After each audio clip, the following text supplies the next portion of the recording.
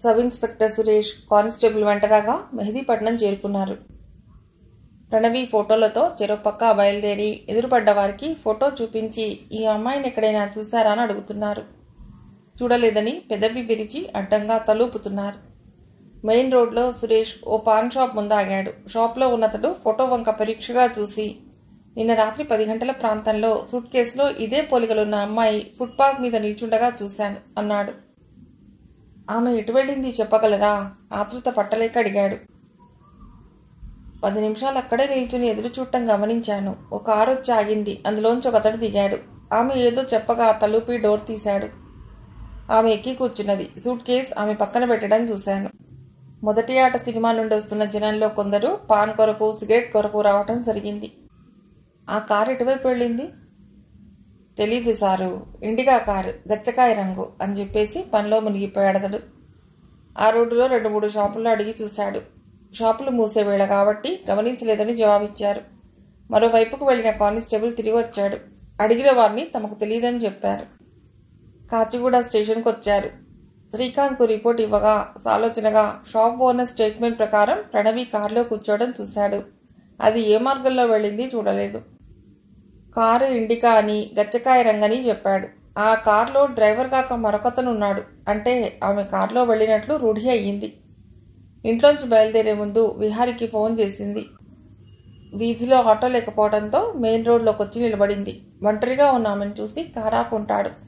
అది టాక్సీ గనక కారులో బయలుదేరింది. స్టేషన్ వైపు వెళ్లకుండా మరో మార్గంలో వెళ్తున్నట్లు గుర్తించి గొడవ చేసి ఉండాలి, కేకలు వేసి ఉండాలి. ఆమె అరుపులు దారిలో పోయే వారికి వినిపించకుండా ఉంటాయా? ఏదో జరిగింది. శ్రీకాంత్ ప్రశ్నార్థకంగా సురేష్ కేసు చూశాడు. ఆమె నోరెత్తకుండా స్పృహ తెప్పేలా చేసి ఉంటారు. నిన్న రాత్రి బయలుదేరిన కారు ఎక్కడా ఆగకుండా రాష్ట్రం దాటి ఉండవచ్చు. అయి ఉండొచ్చు. కనీసం ఆ గుర్తులు కలిగిన కారు ఎటువైపు ప్రయాణించిందో తెలుసుకోవాలి. ముందుగా అన్ని స్టేషన్లకు గచ్చకాయ రంగు గల ఇండిగా కారులో 2 మగవాళ్లు, ఒక అమ్మాయి ప్రయాణించిందని మెసేజీ పంపుతూ దాన్ని చూడటం జరిగితే తక్షణం కారును ఆపాలని, వెంటనే ఆ విషయం కాచిగూడ పోలీస్ స్టేషన్కి తెలపాలని మెసేజ్లో మెన్షన్ చేయి. సార్, నా అనుమానం 24 గంటల తర్వాత మెసేజీ పంపితే దాన్ని స్టేషన్ వాళ్ళు అందుకుని రంగంలోకి దిగేసరికి ప్రయత్నం వృధా అవుతుంది. ఏమో, ఎవరు చెప్పగలరు? కారు ఏదో కారణాల వల్ల ఆగిపోయి ఉండవచ్చు. అన్ని రకాల ప్రయత్నాలు చేయడం మన డ్యూటీ. రేపలాంటి ఇండికా కార్లు ట్యాక్సీలుగా ఎన్ని నడుస్తున్నాయి? ఎంక్వైరీ చేయాలి. ముందెళ్ళి ఆ మెసేజ్ పంపిరా. సురేష్ కంట్రోల్ రూమ్లోకి వెళ్ళాడు. గడిచిన 20 ఏళ్లలో నాగ్పూర్ సిటీ అనూహ్య రీతుల్లో విస్తరించింది. విశాలమైన రోడ్లు, రకరకాల నమూనాలతో అందమైన భవంతులు చూపర్లను ఆకర్షిస్తున్నాయి. చక్కటి యాత్రాస్థలంగా పేరు సంపాదించింది. సాయంత్రం 4 అవుతుండగా వెంకట్ నడుపుతున్న కారు సిటీలోకి ప్రవేశించింది. 5 కిలోమీటర్లు ప్రయాణించి పాత నాగ్పూర్ను దాటి ఆధునికతను చోటు చేసుకున్న శివనగర్లో ప్రయాణించి రతన్ లాల్ ఆనవాళ్లు చెప్తుండగా విశాలమైన భవంతి ముందు ఆగింది. కారు హార్న్ వాయించాడు. అంతలో ఆడుకుంటున్న పిల్లలు చాచీ చాచా ఆగయే అంటూ కారు దగ్గరకు పరిగెత్తుకొచ్చారు. రతన్ లాల్ వాళ్ళని ఆప్యాయంగా అక్కున చేర్చుకున్నాడు. పిల్లలు వారి చేయి పట్టుకుని గేట్ లోపలికి వెళ్లారు. డిక్కీ తెరిచి నిల్చున్నాడు. 2 పని మనుషులు ఆదరాబాదరాగా వచ్చి సామాన్లు లోపలికి చేరవేశారు. తీసుకుని వెళ్లటం పూర్తి కాగానే డిక్కీ మూసి కారులోకి వెళ్లి కూర్చున్నాడు. రతన్ లాల్ కుటుంబం లోనికి అడుగు పెట్టడం ఆలస్యం. అతడి అన్న భార్య పలకరింపుగా నవ్వి, మీ అన్నయ్య కూతురు పెళ్లి అంటే నీ కూతురు పెళ్లితో సమానం. రాత్రి పెళ్ళంటే ఇప్పుడొస్తారా అంది వదిన నిష్ఠురంగా. ఆమె అన్న మాటలకు నొచ్చుకుని, క్షమించాలి భాబీ, రాలేని పరిస్థితులు ఏర్పడ్డాయి. నా మనవడు బెంగళూరులో హాస్టల్లో ఉండి చదువుతున్నాడని మీకు తెలుసుగా. వైరల్ ఫీవర్తో కన్ను తెరవకుండా పడి ఉంటే వార్డెన్ కబురు పెట్టింది. ఆదుర్దా పడుతూ నేను మీ చెల్లెలు బెంగళూరు వెళ్ళాం. 103 జ్వరంతో ఉన్నవాడిని హైదరాబాద్ తీసుకురావటం కుదరదని అక్కడే హాస్పిటల్లో చేర్చి వంతుల వారీగా ఉన్నాం. వారం రోజుల తర్వాత డిశ్చార్జి చేశారు. డాక్టర్ సలహా ప్రకారం వారం రోజుల పాటు విశ్రాంతి కొరకు హైదరాబాద్ తీసుకునొచ్చాం. మొన్ననే వాడి తండ్రి కొడుకును హాస్టల్లో దిగబెట్టొచ్చాడు. వాడు అప్పుడే ఎందుకు పంపించారు? ఇక్కడ తీసుకుని రావాల్సింది. పెళ్లి చూసుకుని వెళ్లేవాడు. నిన్న నుండి పరీక్షలు, తప్పనిసరిగా వెళ్ళవలసి వచ్చింది. తల్లి ఎంత వారించినా వినకుండా పరీక్షలు రాయకపోతే వెనకబడిపోతానని వెళ్ళాడు. కుర్రవాడికి ఆరోగ్యం బాగాలేదని ఫోన్లో ఒక్క మాట చెప్పుంటే మీ అన్నయ్య వచ్చేవాడుగా. భాబీ, ఎవరొచ్చినా చేసేదేముంది? పెళ్లి పనులుండగా అన్నయ్య వస్తే పనులెవరు చూస్తారు? అది నిజమేలే. పని మనిషిని పిలిచి పైన 2 గదుల్లో చిన్నయ్య గారి కుటుంబం ఉంటుంది, సామాను పైన చేరవేయండి అని పురమాయించింది ఆ ఇంటి ఇల్లాలు. ఇంతలో కాబోయే పెళ్లి కూతురొచ్చి పిన్ని బాబాయిల కాళ్లకు నమస్కరించింది. జీతే రహో బేటీ అని ఆశీర్వదించారు వాళ్ళు. బాబీ, అన్నయ్య ఎక్కడికి వెళ్ళారు? ఫంక్షన్ హాల్కి వెళ్ళారు. ఒకసారి అక్కడ ఏర్పాట్లు చూసొస్తానన్నారు. రతన్లాల్కి హఠాత్గా గుర్తుకొచ్చింది. కార్ డ్రైవర్ వెంకట్ సంగతే మర్చిపోయాడు. పని మనిషిని వెంట పెట్టుకుని కార్ దగ్గరకు వచ్చాడు. సేట్ని చూసి కార్ దిగాడు. మాటల్లో పడి నిన్ను మర్చిపోయాను. ముందుగా నీకు ధన్యవాదాలు చెప్పాలి. అలసట లేకుండా కారు నడిపావు. మా పని మనిషి అవుట్ హౌస్లో నీకు గది చూపిస్తాడు. కాళ్ళు చేతులు కడుక్కుని విశ్రాంతి తీసుకో, టిఫిన్ తిను. రాత్రి 10 గంటలకు వెళ్ళి మనమంతా 8 గంటలకు బయలుదేరాలి. నీవు మాతో పాటు రావాలి. సిగ్గుపడకుండా మాలో ఒకడిగా కలిసిమెలిసి తిరుగు. నీ కారు అవుట్ హౌస్ పక్కనున్న గ్యారేజీలో పెట్టుకోవచ్చు. డిక్కీలో ఉన్న తన బ్యాగ్ తీసుకుని డ్రైవింగ్ సీట్ పక్కన పడేసి కార్ తీసుకెళ్లి గ్యారేజీలో పెట్టాడు. గది చాలా బాగుంది. సోఫాలో కాళ్ళు బారజాపుకుని కూర్చున్నాడు. పని మనిషి టిఫిన్ టీ పట్టుకొచ్చాడు. వేడివేడి టీ గొంతులో పడగానే అలసట మాయమైందనిపించింది అతడికి. సంవత్సరాల తరబడి ఇంట్లో ఉన్న భోషాణం లాంటి పెట్టె లాంటిది షాప్లో దొరుకుతుందా? పెట్టే బదులుగా మరొక ఉపాయం ఆలోచించి ఉండవలసింది. ఆలోచనలో పడి అలాగే సోఫాలో నిద్రపోయాడు. పని మనిషి వచ్చి తట్టి లేపాడు. చేతిలో టీ కప్ ఉంది. పొగలు కక్కుతోంది. టీ తాగండి, 7:30 అయింది. మరొక అరగంటలో బయలుదేరాలి. సేట్ మిమ్మల్ని రెడీగా ఉండమని చెప్పాడు. అబ్బా, 2 గంటల సేపు నిద్రపోయానే అనుకుంటూ సాసర్లో టీ పోసుకుని తాగాడు. స్నానాధికాలు పూర్తి చేసుకుని దుస్తులు ధరించి వెళ్ళడానికి సిద్ధమయ్యాడు. బళ్ల మధ్య సందు చేసుకుని కారు నడుపుతూ అడ్డంగా ఉన్న బళ్లను తొలగమని విడవకుండా హార్న్ వాయిస్తూ వాటన్నిటినీ దాటుకుంటూ ముందుకు ప్రయాణించాడు. 2 గంటల సమయం తీసుకుంది. రాష్ట్రాన్ని దాటి చంద్రపూర్ రోడ్లోకి కారు ప్రవేశించింది. అమ్మయ్య, ఇంకా భయపడవలసింది లేదు. కారు గురించి ఎంక్వైరీ చేయమని పంపిన మెసేజ్ బషీర్ నడుపుతున్న కారు మహారాష్ట్రలోకి ప్రవేశించడంతో పోలీసుల దృష్టిలోకి రాలేదు. చీకట్లు కమ్ముకున్నాయి. అవకాశం చూసుకుని నాగ్పూర్ చేరేలోగా ఈ పిల్లను ఓపు చూపు చూడాలి. వెనక్కి తిరిగి చూశాడు. ఆమె నిద్రిస్తున్న భంగిమను చూసి శరీరం అంతా కరెంటు పాస్ అయినట్లు తోచింది. అటూ ఇటూ చూస్తూ నిర్మానుషంగా ఉన్న ప్రదేశం కొరకు వెతకసాగాడు. అతడి కళ్ళు మెరిశాయి. ఊడలు దిగేసిన మర్రి వృక్షం రోడ్డుకు కాస్త దూరంలో ఉంది. కారును ఆ వైపుకు తీసుకుని వెళ్ళాడు. కారు దిగి ఒళ్ళు విరుచుకున్నాడు. వెనక డోర్ తెరిచాడు. మత్తుమందు స్ప్రే చేసినప్పుడు ఊపిరి బిగపట్టడం వలన తెలివి తప్పకపోయినా తెలివి తప్పినట్లు నటించింది. ఏదో అఘాయిత్యం చేయకపోవడని తన జాగ్రత్తలో తానుంది. ఆమె మీదకు వంగి ఆమెను ముద్దు పెట్టుకోవాలని ఆశించాడు. ప్రణవి అలర్ట్గా ఉంది. చురకత్తుల్లా ఆమె గోళ్లు అతడి చెంపలను గాయపరిచాయి. భగ్గుల మంట. ఈ హఠాత్ పరిణామానికి తెల్లబోయి వెనక్కి లేచాడు. అంతటితో ప్రణవి ఆగలేదు. 2 కాళ్లు ఎత్తి అతడి 2 తొడల మధ్య బలంగా తన్నింది. నేల మీద వెలకిలా పడిపోయాడు. మర్గయా. బాధను తట్టుకోలేక అరిచాడు. 2 చేతులతో పొత్తి కడుపును పట్టుకున్నాడు. నరాలు జివ్వునలాగినంత నొప్పి. త్రుటిలో తప్పింది గాని గోళ్లు కళ్లలో దిగి ఉంటే గుడ్డివాడైపోయేవాడే. అరగంట సేపు నేల మీద అలాగే ఉండిపోయాడు. గోళ్లు లోతుగా దిగటం చేత మంటను ఓర్చుకోలేకపోతున్నాడు. నెమ్మదిగా లేచి నీళ్ల బాటిల్ తీసుకుని మొహంపై నీళ్లు చల్లుకున్నాడు. భగ్గున మంట. బాటిల్ ఎత్తి గిటకటా నీళ్లు తాగాడు. శైతాన్కి వచ్చి తుమ్కో చూడుగా నహీ అని అటూ ఇటూ వెతికి లావపాటి రాడ్ తీసుకుని కొట్టబోయాడు. ఆమె శివంగిలా కనబడింది. ఆమె కళ్లల్లోంచి నిప్పులు కురుస్తున్నాయి. ఆ చూపులో తీక్షణతను చూసి వెనక్కి తగ్గాడు. ఆమెను గాయపరిస్తే రుక్కుబాయి ఊరుకోదు. ఈ పిల్ల తనకు అక్కర్లేదంటుంది. డబ్బులు రావు. కదలకుండా తాళ్లతో కాళ్ళు చేతులు కట్టేసినా తనను గాయపరచగలిగిందంటే అవకాశం దొరికితే ఎంతకైనా తెగిస్తుంది. రుక్కుబాయి ఇచ్చే డబ్బు కావాలి. ఇది మెలకువగా ఉంటే మరింత ప్రమాదం. మొహంపై స్ప్రే చేశాడు. ప్రణవి కళ్ళు మూతలు పడ్డాయి. డ్రైవింగ్ సీట్లోకి వెళ్ళి కూర్చున్నాడు. రియర్ వ్యూ మిర్రర్లోకి తన మొహం చూసుకున్నాడు. చెంపలపై రక్తపు చారికలు. అతడిలో మరింత పట్టుదల పెరిగింది. రుక్కుబాయికి నచ్చజెప్పి మొదటి ఛాన్స్ తానే కొట్టేయాలి అనుకుంటూ కార్ స్పీడ్ పెంచాడు. నాగ్పూర్ సిటీ పరిసరాలకు చేరువవుతుండగా బషీర్ మనసులో ఓ ఆలోచన మెదిలింది. కారు ఓ పక్కన నిలిపి డోర్ తెరిచి దిగాడు. ప్రణవి కదలకుండా నిద్రపోతోంది.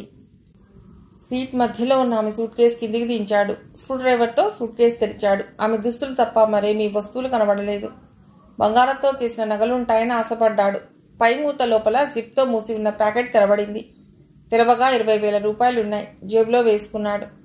చట్టాలన మరొక ఆలోచన కలిగింది. సహజంగా ఆడవాళ్లు డబ్బు, బంగారం, వస్తువులు జాకెట్లో దాచుకుంటూ ఉంటారు. అతడి చెయ్యి ఆమె ఎదను తాకబోయింది.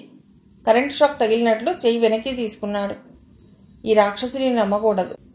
జాకెట్లో చేయబెట్టగానే కళ్ళల్లో గోళ్ళు దింపితే గుడ్డివాడైపోవటం ఖాయం. సీట్లోకి వచ్చి కూర్చుని కారు స్టార్ట్ చేశాడు. ప్రతిసారి వైర్లను కలిపి కారు తోలటం కన్నా డూప్లికేట్ తాళం చెవి కొనాలి. కారు పాత నాగ్పూర్ వైపు బయలుదేరింది. 20 కార్లు వరుసగా నిల్చున్నాయి. మొదటి కారును అందంగా పూలతో అలంకరించారు. ఆ కారులో పెళ్లి కూతురుతో పాటు ఆమె తల్లిదండ్రులు కూర్చున్నారు. పెళ్లి కూతురు తోడుగా వచ్చిన అమ్మాయి హారతి పళ్ళెంతో ముందు సీట్లో కూర్చుంది. రెండవ కారులో రతన్లాల్ భార్య, కొడుకు, కోడలు కూర్చున్నారు. ముందు సీట్లో దగ్గరి బంధుత్వం కలిగిన ఆవిడ కూర్చుంది. మూడో కారులో రతన్లాల్, అతడితో పాటు మరో 2 కూర్చున్నారు. వెంకట్ పిలిచి ముందు సీట్లో కూర్చోమని చెప్పాడు. ఇలా వచ్చిన బంధువులంతా మిగిలిన కార్లలో సర్దుకున్నారు. వీధి చివరి వరకు బ్యాండు మేళం వాయించింది. మెయిన్ రోడ్లోకి కార్లు ప్రవేశించగానే వెనగ్గా నిలిచిన వ్యాన్లో బ్యాండ్ మేళం వాళ్ళు కూర్చున్నారు. వెంకట్, నీవు మాలో ఒకడివి. ఇందాక చెప్పినట్లు మళ్ళీ చెప్తున్నాను. మొహమాట పడకు. ఏది కావాల్సి వచ్చినా నన్ను గాని మా అబ్బాయిని గాని సంశయించకుండా అడుగు. అతడు చెప్పడం ముగించగానే అతడి పక్కనున్న వ్యక్తి అడగనే అడిగాడు. వరుసకు బావ అవుతాడు. బావా, ఎవరతను? ప్రత్యేకించి అతడికి చెప్తున్నా? సమాధానంగా అతడు మా అబ్బాయి లాంటివాడు అన్నాడు. లక్ష్మీబాయి, రుక్కుబాయి అక్క చెల్లెళ్ళు. స్వస్థలం రామ్టేక్. చక్కని అంగసౌష్ఠవం కలిగి మగవాళ్ళని ఆకట్టుకునే అందం వారిది. వారు యవ్వనంలో అడుగుపెట్టారు. హఠాత్తుగా తల్లి మరణించింది. భర్త ఆ పిల్లలను చిన్ననాటే కాలం చేయటంతో తానే బాధ్యత వహించి పెంచి పెద్ద చేసింది. అకాల మరణంతో అక్కా చెల్లెళ్ళు దిక్కులేని పక్షులయ్యారు. వారి దూరపు బంధువు పూనుకుని నాగ్పూర్లో బస్ కండక్టర్గా పనిచేస్తున్న కులకర్ణి అనే పేరుగల అబ్బాయితో లక్ష్మీబాయి వివాహం జరిపించాడు. ఆమె అందం చూసి మోజుపడి కట్నం కూడా అడగకుండా మెళ్ళో పుస్తకట్టాడు. భార్యను తీసుకుని నాగ్పూర్లో కాపురం పెట్టాడు. రామ్టెక్లో రుక్కుబాయి ఒంటరిగా ఉండలేకపోయింది. సంవత్సరం దాకా ఎలాగో రోజులు నెట్టుకొచ్చింది. ఉంటున్న పెంకుటింటిని అయిన కాడిగా అమ్మేసి అక్క పంచన చేరింది. అక్కా బావలు ఆమె రాకకు సంతోషించారు. అక్కా చెల్లెళ్ళిద్దరూ దుబారా ఖర్చు చేయడంలో సిద్ధహస్తులు. వారి కోరికలు తీర్చడానికి కులకర్ణి అడ్డదారులు తొక్కక తప్పలేదు. ప్రయాణికులకు చిల్లరివ్వకపోవటం, దూర ప్రయాణం చేస్తున్న వారి నుండి డబ్బులు తీసుకుని టికెట్ జారీ చేయకపోవటం, బస్సు ఆగకూడని చోట ఆపి డబ్బులు వసూలు చేయటం లాంటివి చేసి కనీసం 500 అదనంగా సంపాదించేవాడు. అందులో వాటాగా డ్రైవర్కు కొంత ముట్ట చెప్పేవాడు. నెలకు సరిపడా సరుకులు తీసుకొస్తే 20 రోజులకే అయిపోయేవి. వాళ్ళ జల్సా ఖర్చులకు డబ్బు కావాలని కులకర్ణిని పీడించేవారు. ఇతని ప్రవర్తన గురించి పై అధికారులకు ఫిర్యాదు అందింది. మొదటిసారి తప్పితంగా క్షమించి మెమోతో వదిలేశారు. యథావిధిగా అక్రమ వసూళ్లు మానలేదు. ఒకరోజు ఓ ప్రయాణికుడి దగ్గర టికెట్కు డబ్బులు వసూలు చేసి టికెట్ ఇవ్వకుండా తాత్సారం చేశాడు. ఆ వ్యక్తి మొండిగా టికెట్ ఇవ్వమన్నాడు. ఇస్తాను లేవయ్యా, నేనెక్కడికి పోను అంటూ దాటవేశాడు. ప్రయాణికులు దిగవలసిన ఊరు రాగానే బస్సు ఆగింది. ఇప్పుడైనా నా టికెట్ ఇస్తావా లేదా అని ఆ ప్రయాణికుడు ఖచ్చితంగా అడిగేసరికి కులకర్ణికి ఎక్కడలేని కోపం వచ్చింది. ఏంటి టికెట్ అని సతాయిస్తున్నావు? నువ్వు వెళ్లవలసిన చోటుకి చేరుకోలేదా? టికెట్ ఎందుకు? కులకర్ణి అన్నాడు. వీలేదు, నువ్వు టికెట్ ఇవ్వందే బస్సు దిగను.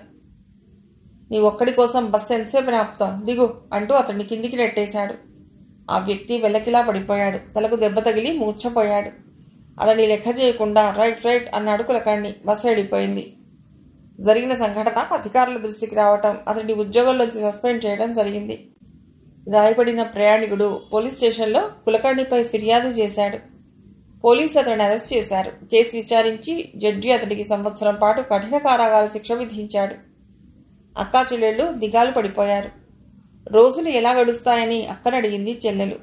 చెల్లెలు వంక జాలిగా చూసింది. ఆమె ఇంట్లో ఉంటే భర్త అభ్యంతరం ఎక్కడ చెప్తాడనని చెల్లెలు జీవితాన్ని అతడికి పణంగా పెట్టింది. వాళ్ళు జీవించడానికి మార్గం, సమస్యకు పరిష్కారం లభించింది. ఆ వీధిలోని మగవాళ్ల కళ్ళెప్పుడూ వారి మీదే ఉండేవి. వారి అందం తమ సొంతం అయితే బాగుండదని అనుకున్నారు. కులకర్ణి అదృష్టానికి ఈర్షపడ్డారు. భర్త జైలుపాలైనాడని తెలిసి ప్రయత్నాలు మొదలెట్టారు. భార్య ఊరికి వెళ్లిన ఎదురింటాయన ఓ రాత్రి ఇంటి తలుపు తట్టాడు. లక్ష్మీబాయి తలుపు తీసింది. ఎదురింటాయన చొరవగా ముందుకొచ్చి ఆమె చేతిలో 1000 రూపాయలు పెట్టి గదిలోకి తీసుకుని వెళ్ళాడు. 1 గంట అతడితో గడిపినందుకు 1000 రూపాయల సంపాదన. అంతే. ఆ రోజు మొదలు ఇద్దరూ బిజీ అయిపోయారు. 2 చేతుల సంపాదన.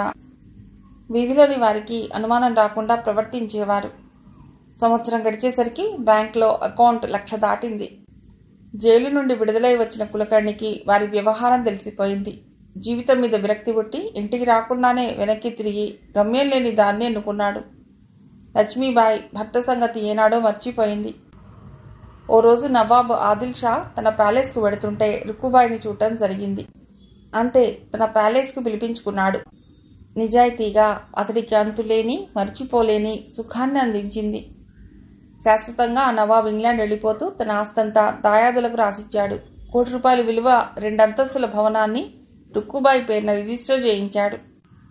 వారి చాటుమాటు వ్యవహారం ఆ వీధిలోని వారికి తెలిసిపోవటంతో మూకుమ్మడిగా దాడి చేశారు. వెంటనే నవాబు రాసిచ్చిన భవనంలోకి మారారు. అందమైన అమ్మాయిలను చేరదీశారు. క్రమంగా రుక్కుబాయి కోటరిగా పేరు స్థిరపడిపోయింది.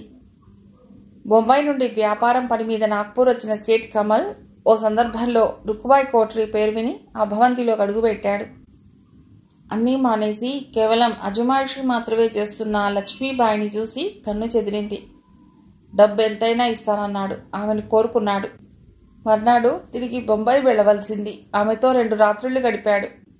ఆమెను వదల్లేక విమానంలో తనతో పాటు తీసుకుని వెళ్ళాడు. ఆమె నివసించడానికి ఓ భవనాన్ని కేటాయించాడు. మనస్సు పుట్టినప్పుడల్లా ఆమెతో గడిపేవాడు. కొన్నాళ్లు గడిచాక లక్ష్మీబాయి ఆలోచనలో పడింది. సేఠ్ కమల్తో గుట్టుగా సాగుతున్న సంబంధం ఏ రోజైనా కుటుంబంలోని వారికి తెలిస్తే ప్రమాదమని భావించింది. అతడితో సమాలోచన చేసి ఆ భవనంలో లేడీస్ హాస్టల్ ప్రారంభించింది. పేరుకే హాస్టల్. రాత్రిపూట జరిగే వ్యవహారం మామూలే. లక్ష్మీబాయి చాలా తెలివిగలది. తన అందంతో పలుకుబడి గల వారిని లోబరుచుకుంది. అతి త్వరలో కోట్ల ఆస్తిని సంపాదించింది. రుక్కుబాయి కోటరీలో ఒక నియమం ఉంది. 35 వయసు దాటిన వారికి డబ్బులిచ్చి కోటరీలోంచి బయటకు పంపించేది. ఖరీదైన సోఫాలు, పరుపులు, మంచాలు గదుల్లో ఉండేవి. రాత్రి 10 నుండి తెల్లవారు 3 గంటల వరకు కోటరీ సందడిగా ఉండేది. 3 అవ్వగానే కోటరీ తలుపులు మూసుకునేవి. వచ్చిన కస్టమర్లను ఆనందపరచడమే కాక మందు, విందు ఏర్పాట్లుండేవి. ఖరీదైన విలాస గృహంలా వెళ్లిన వారు చెప్పుకునేవారు. పాట్నాకు చెందిన జీవన్ టాక్సీలో టూరిస్టులను నాగ్పూర్కు తీసుకొచ్చినప్పుడు అతడి రాత్రి బస రుక్కు కోటరీలోనే. అతని పడక ఆమె గదిలోనే. నెల క్రితం జీవన్ వచ్చినప్పుడు తనకు అందమైన అమ్మాయిని కోటరీలో చేర్చమని కోరింది. అందుకు 5 లక్షలు ఇస్తానంది. ముందుగా అమ్మాయిలను వెతకాలన్నాడు. అనుకోకుండా ఓ కుటుంబం హైదరాబాద్కు టాక్సీలో తీసుకుని వెళ్ళటానికి బేరం కుదిరింది. ఆ విషయం రుక్కుబాయికి చెప్పాడు. వెంటనే ఆమె అడ్వాన్స్గా ₹1,00,000 పంపింది. బొంబాయిలో దాదర్లోని లేడీస్ హాస్టల్ వ్యవహారం తెలిసిన పలుకుబడి గల వ్యక్తులు అండదండలతో ఎవరూ వేలెత్తి చూపలేకపోయేవారు. అక్కా చెల్లెళ్ల విలాస గృహాలు నిరాటంకంగా ఎలాంటి సమస్యలు లేకుండా నడుస్తున్నాయి. కానీ సమస్య లక్ష్మీబాయి లేడీస్ హాస్టల్లో ఎదురయ్యింది. 2 యువకులు ఒకే అమ్మాయి మీద మనసు పడ్డారు. అదే అమ్మాయి కావాలని పట్టుబట్టారు. ఆ లక్ష్మీబాయి ఎంత నచ్చజెప్పినా వెనక్కి తగ్గలేదు.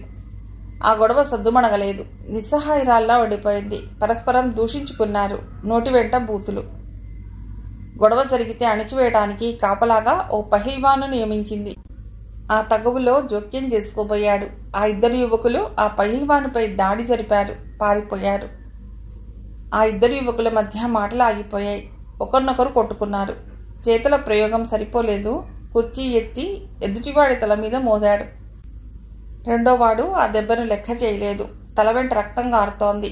రక్తం చూడగానే ఆ రెండోవాడు ఆవేశపడిపోయి టీపాయ్ మీద ఉన్న ఇత్తడి పూల సజ్జను తీసుకుని మొదటివాడి తల మీద బలంగా బాదాడు.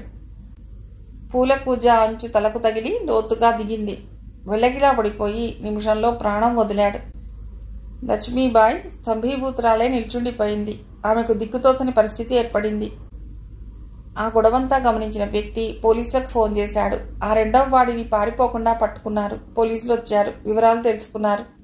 తీరా ఆ చచ్చిన కుర్రవాడు దాదరు పోలీస్ స్టేషన్లోని ఇన్స్పెక్టర్ రంజిత్ సింగ్ కొడుకని తేలింది. లక్ష్మీబాయి గుండెల్లో రాయపడింది. ఆ కేసు కోర్టు దాకా వెళ్లకుండా నానా ప్రయత్నాలు చేసింది. కానీ ఫలితం లేకపోయింది. డీజీపీ సుబోధ్ ముఖర్జీ చండశాసనుడు. డిపార్ట్మెంట్కు చెందిన ఇన్స్పెక్టర్ కొడుకు తగాదాలో చనిపోయాడని తెలిసి వెంటనే హాస్టల్ను మూయించేశాడు. అడిగినంత డబ్బిచ్చి లక్ష్మీబాయి తనపై కేసు రాకుండా తప్పించుకుంది. ఆ భవనంలోని అవుట్ హౌస్లో ఉంచడానికి పోలీసులు అనుమతి ఇచ్చారు. ఒకప్పుడు కేళీ విలాసాలతో సందడిగా ఉండవలసిన భవనం కాస్త నిర్మానుష్యంగా ఉంది. ఆ భవనం వంక చూసి రోధించింది. ఒంటరితనం బాధించింది. ధైర్యం చెప్పటానికి, ఓదార్చడానికి చెల్లెలు రుక్కుబాయిని పిలిపించుకుంది. ఆమె కలిగిన దుస్థితికి జాలిపడి చెల్లెలు జరిగిన సంఘటన మర్చిపోవటానికి శతవిధాలా ప్రయత్నించసాగింది. రుక్కుబాయ్ తన కోటరీ వదిలిపెట్టి వారమైంది. బయలుదేరే ముందు గార్డు లక్ష్మణ్ అతడి భార్య కమలీకి జాగ్రత్తలు చెప్పి తాను తిరిగి వచ్చే వరకు ఎప్పటిలా పనులు జరిగిపోవాలని హెచ్చరించింది. బషీర్ కారు రుక్కుబాయ్ కోటరీ ముందు నిలిపాడు. కమలీ వచ్చింది. ముఖాన నీళ్లు జల్లి ప్రణవిని లేపడానికి ప్రయత్నించింది. కట్లు ఊడదీసింది. మూతికి వేసిన టేప్ తొలగించింది. మెడలో ఉన్న చున్నీ తడిపి ముఖం తుడిచింది. ఏ అమ్మాయి, కళ్ళు తెరు అంది. బలవంతంగా కళ్ళు తెరిచింది ప్రణవి. తానెక్కడుందో అర్థం కాలేదు. ఆమెను నెమ్మదిగా కారులోంచి దింపింది. కాళ్ళు నిలబడలేక తూలిపడబోయింది ప్రణవి. కమలి ఆమె నడుంపై చేయి వేసి గట్టిగా పట్టుకుంది. బషీర్ ముందుకొచ్చి ప్రణవి చేయి పట్టుకున్నాడు. అతడి వంక క్రూరంగా చూసి విదిలించి కొట్టింది. ఆమె సూట్ కేసు తీసుకురమ్మని బషీర్కు చెప్పి నెమ్మదిగా నడిపించి హాల్లోకి తీసుకుని వెళ్ళింది. లక్ష్మణ్ ఆ అమ్మాయి అందాన్ని చూసి తృప్తిగా కళ్ళెగరేశాడు. గ్లాస్తో మంచీళ్ళు ఇచ్చింది. ప్రణవి మాట్లాడకుండా తాగింది. సూట్ కేసుతో బషీర్ ప్రవేశించాడు. ప్రణవి ముందున్న టీపాయ్ మీద సూట్ కేసు ఉంచుతూ క్రీగంట ఆమె వంక చూశాడు. ఆ చూపులో హెచ్చరిక ఉన్నట్లుగా తోచింది. అతడు పైకి గంభీరంగా కనిపించినా లోలోన ఆమెపై అత్యాచార ప్రయత్నం చేసినట్లు చెప్తుందని భయపడుతున్నాడు. మెదలకుండా పోయి స్టూల్ మీద కూర్చున్నాడు. బావున్నావా బషీర్? పలుకరించాడు. తలూపాడు. అవును, నీవొక్కడివే వచ్చావు, జీవన్ ఎక్కడా? లక్ష్మణ్ అడిగాడు. అర్జెంట్ పని తగలడంతో హైదరాబాద్లో ఉండిపోయాడు. అలాగా, అదోలా ఉన్నావు, ముఖాన రక్తపు చారికలేమిటి? దారిలో కారు ఆపినప్పుడు కోళ్లు మీద పడి రక్కాయి. వాటి నుండి తప్పించుకున్నా కానీ కారు తాళం చేతులు పారేసుకున్నాను. అయ్యో, అంత పని జరిగిందా? గంట ముందు నువ్వు వచ్చి ఉంటే డాక్టర్ మంది ఇచ్చేవాడే. బషీర్ లేచి నిల్చున్నాడు. ఆ పిల్లని జాగ్రత్తగా తీసుకొచ్చి అప్పచెప్పాను. డబ్బిస్తే వెళ్ళిపోతాను. డబ్బేమిటి? అదేమిటి ఎలా అంటావు? రుక్కుబాయ్ అందమైన అమ్మాయిని తీసుకొస్తే 5 లక్షలు ఇస్తానని జీవంతో అందిట. తను రావటం వీలు కాక నన్ను పంపించాడు. ఖచ్చితంగా డబ్బు అడిగి తీసుకుని రమ్మని మరీ చెప్పాడు. అంత డబ్బు ఎక్కడుంది? రుక్కుబాయ్ ఆమె అక్క దగ్గరికి వెళ్ళింది. వారం అయింది. ఎప్పుడొస్తుందో తెలియదు. అయినా తెలియక అడుగుతాను, రుక్కుబాయ్ డబ్బు ఇస్తానని చెప్పిన సంగతి మాతో మాట వరుసకైనా చెప్పలేదు. బషీర్ ఆశల మీద మంచుగడ్డలు పరిచినట్లయింది. చిరాకెత్తింది. అయితే అమ్మాయిని తీసుకుని ఎడతాను. రుక్కుబాయ్ వచ్చినట్లు కబురు పంపితే వస్తాను. లక్ష్మణ్ను కోపంగా చూశాడు. వస్తానంటున్నావు, మళ్ళీ నువ్వెందుకు? జీవన్ని వచ్చి మాట్లాడమను. వారిద్దరి మధ్య ఒప్పందం జరిగిన సంగతి నాకు తెలియదు. అడ్వాన్స్గా 1,00,000 రూపాయలు జీవన్కి ఇచ్చినట్టు మా కమలి నాతో అంది. ముసలి నా కొడుకు 1,00,000 రూపాయలు తీసుకున్న సంగతి నా దగ్గర దాచాడు. ఆ అమ్మాయి కొరకు కష్టపడి తీసుకొస్తే ఫలితం లేకుండా పోయింది. మాటలు నమ్మకం కలగటం లేదు. కారులో డీజిల్ పోయించడానికి డబ్బులు అడిగి తీసుకోమన్నాడు. డీజిల్ కొరకు 10,000 ఇస్తాను, తీసుకుని వెళ్ళు. లక్ష్మణ్ జేబులోంచి డబ్బు తీసి ఇచ్చాడు. వాటిని జేబులో పెట్టుకుని మా ప్రయాణం, మా కష్టం వృధా అయింది. డబ్బు అవసరం చాలా ఉంది. డబ్బులు తీసుకురాకుండా రావద్దన్నాడు. మీరేమో రుక్కుబాయ్ రావాలంటున్నారు. బేరం కుదిరేలా లేదు. ఈ అమ్మాయిని తీసుకుని చోటాబాయ్ కంపెనీకి ఎడితే అడిగినంత డబ్బు ఇస్తాడు. ప్రణవ్ వైపు కదిలాడు. లఫూడ్, ఏం తమాషాగా ఉందా? ఒకసారి అమ్మాయి రుక్కుబాయ్ కోటరీకి అడుగు పెట్టాక తిరిగి వెళ్ళటం అంటూ ఉండదు. చొక్కా లేపి బొడ్లో ఉన్న పిస్టల్ను చూపించాడు. నీ బెదిరింపులకు నేను చడవను. డబ్బు ఇవ్వండి. నీకెందుకు ఇవ్వాలరా? చెప్తే అర్థం కావడం లేదా? బేరం కుదిరింది నీతో కాదు, జీవన్తో. అతడనే రమ్మను. అతడు రాడు. అమ్మాయిని తీసుకొచ్చానుగా. అనుకున్న ప్రకారం డబ్బు ఇవ్వడం రివాజు. పాగల్గాడివిలో ఉన్నావు. అంత డబ్బు మా దగ్గర ఉండదని రుక్కుబాయ్ రావాలని చెప్పినా నీ మాట నీదే. మర్యాదగా చెప్తున్నాను. ఈ రాత్రికి ఆ గదిలో నిద్రపో. రేపు వెళ్ళిపో. రుక్కుబాయ్ రాగానే ఇవ్వాల్సిన డబ్బు పువ్వుల్లో పెట్టిస్తాను. తెగేదాకా లాగితే ప్రాణానికి ముప్పు ఏర్పడుతుంది. జీవన్ రావాలని చెప్తే ఎలా వస్తాడు? వాడిని చంపానని చెప్తే అతడిని చంపింది బషీర్ అని ఆ పిల్ల సాక్ష్యం చెబుతుంది. ముందు ఇక్కడి నుంచి బయటపడాలి. తన డ్రైవింగ్ లైసెన్స్, కారు రిజిస్ట్రేషన్ కాగితాలు వెతకాలి. గ్లౌస్ బాక్స్లో నాటు పిస్తోలు తప్ప ఏమీ లేవు. సీటు కింద దాచి ఉంటాడు. డ్రైవింగ్ లైసెన్స్ ఇవ్వలేదు. వెర్రిమొరి వేషాలు వేస్తే డ్రైవింగ్ లైసెన్స్ ఇవ్వను కాక ఇవ్వనని ముందే చెప్పేశాడు. మనస్సు ఓ మూల ఆ పిల్లని ఏం చేస్తావు? వదిలేస్తావా అంది. కమలిని మంచి మాటలతో లొంగ తీసుకుని ఆ పిల్లను ఏర్పాటు చేయమని అడగాలని అనుకున్నాడు. కమలి, ఈ అమ్మాయిని గెస్ట్ రూమ్లో ఉంచి కావలసిన ఏర్పాట్లు చేయి అని సైగ చేశాడు. అర్థమైనట్లు తలూపింది. బషీర్, లక్ష్మణ్ల మధ్య నడిచిన సంభాషణ అంతా మౌనంగా వింది. ఆమె ఆలోచన అంతా ఇక్కడి నుంచి తప్పించుకోవాలి. ఆ రుక్కుబాయ్ సమయానికి లేకపోవడం మంచిదైంది. కమలితో వెంట గెస్ట్ రూమ్లోకి అడుగు పెట్టింది. విశాలమైన గది, ఆచితో కూడిన దర్వాజాలు, ఏసీ ఉంది. చూడమ్మా, నువ్వు స్నానం చేయదలుచుకుంటే చెయ్యి. గీజర్ ఆన్ చేసి ఉంది. స్నానం చేసి దుస్తులు మార్చుకో. ఈలోగా రాత్రి భోజనం ఏర్పాటు చేస్తాను అని వెడుతూ బయట నుండి గడియ వేసి తాళం తగిలించింది. ప్రణవి లేచి బాత్రూంలోకి వెళ్ళింది. అంత విశాలమైన బాత్రూమ్ ఇంతవరకు చూడలేదు. బాత్ టబ్బు, సుగంధ ద్రవ్యాలు ఉన్నాయి. వెంటిలేటర్ వైపు విచిత్రంగా చూసింది. నేల నుండి 5 అడుగుల ఎత్తులో 4 అడుగుల వెడల్పు. వెలుతురు కోసం గ్లాస్ షేడ్స్ పలుకలు పలుకలుగా అమర్చబడ్డాయి. కుర్చీ తెచ్చి ఎక్కి ఆ షేడ్స్ మధ్యలోంచి అవతల వైపు తొంగి చూసింది. ఎదురుగా వీధి మలుపులో వీధి లైట్. ఆమె మనసులో తప్పించుకోవటానికి ఓ రూపం ఏర్పడింది. కమలి ట్రేతో ప్రవేశించింది. 5 పరాఠాలు, ఓ గిన్నెలో ఆలూ కుర్మా, ఓ గిన్నెలో చక్కెర, గ్లాస్ నిండా కాచిన చిక్కటి పాలు. స్నానం చేసి నైటీ ధరించి దోస పలుకు సైజులో నుదుట బొట్టు, తల పైకి దువ్వి రిబ్బన్తో ముడివేసి భుజాలపైకి వెంట్రుకలు వదిలేసింది. రెప్ప వేయకుండా ఆ అమ్మాయి అందాన్ని చూసింది కమలి. ఇంతకు పూర్వం ఇంత అందమైన అమ్మాయిని చూసి ఉండలేదు. ఆమె పట్ల కించిత్ జాలి కలిగింది. ఈ అందమంతా మృగాల వంటి మగాళ్ల చేతిలో నలిగిపోతుంది. అంతలోనే కేవలం ఆమె అందం చూసి పాదాల చెంత ధనరాశులు పోస్తారు. అచిరకాలంలోనే రుక్కుబాయి ప్రతిష్ట ఇనుమడించి ఆకాశమంత ఎత్తు పెరుగుతుంది. కడుపు నిండా భోజనం చేసి నిద్రపో. లోపలి నుంచి తలుపు బోల్టు వేయకు. అమ్మో, వేసుకోకపోతేలా? ఆ రాక్షసుడు వచ్చినా వస్తాడు. అమాయకంగా మొహం పెట్టి భయం నటించింది. వాడి బొంద, ఆ బద్మాష్ ఈ ఛాయలకు రావాలనుకున్నా రాలేడు. ఈ గెస్ట్ రూమ్లకు మెయిన్ ఎంట్రన్స్ దగ్గర కాపలా మనిషి ఉంటాడు. బయట నుండి గదికి తాళం వేస్తానని చెప్పలేదు. కమలి వెళ్ళిపోయింది. ప్రణవి తాపీగా 2 రొట్టెలు ఆరగించింది. సోఫాలోంచి లేచి తలుపు లోపల నుండి బోల్టు బిగించింది. బాత్రూంలోకి వెళ్లి కలియ చూసింది. వెంటిలేటర్ నిలువుగా టేకు చెక్క ఉంది.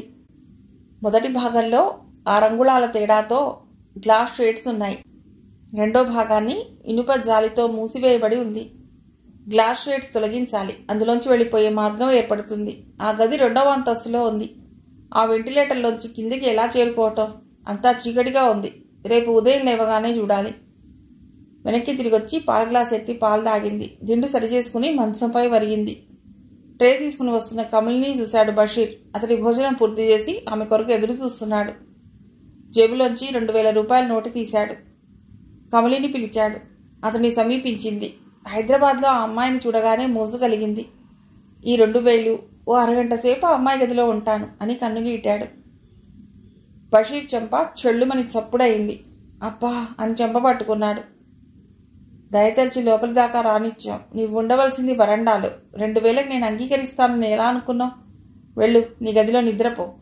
నీవు కావాలని కోరితే మరో అమ్మాయిని పంపగలను. అంతేగాని ఆ అమ్మాయి మాట ఇంకోసారి ఎత్తితే నీ శాల్తీ గల్లంత అవుతుంది. ఖబర్దార్. విసురుగా వెళ్ళిపోయింది. ఇదేం కర్మ, ప్రతి వాళ్ళు బెదిరించేవాళ్లే. నా సంగతి వీళ్ళకు పూర్తిగా తెలియదు. నాకు తిక్కరేగితే నోళ్లు మూతలు పడేలా చేయగలను. లేచి తనకు కేటాయించిన గదిలోకి వెళ్ళాడు. ఓ యువతి నవ్వుతూ లోనకు ప్రవేశించింది. ఆమెను చూడగానే బషీర్ పళ్ళు నూరుతూ వెళ్ళు, నాకెవరూ అక్కర్లేదు అని అరిచాడు.